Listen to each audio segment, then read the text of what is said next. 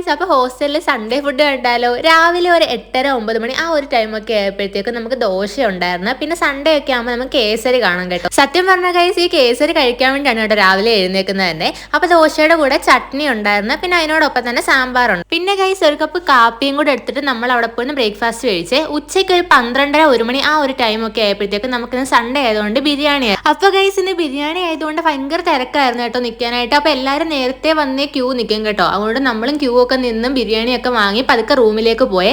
റൂമിൽ പോയിരുന്ന് നമ്മൾ ബിരിയാണിയും സാലഡും ഒക്കെ ആയിട്ട് നല്ല അടിപൊളിയായിട്ട് ഉച്ചക്കത്തെ ഫുഡ് കഴിച്ചു.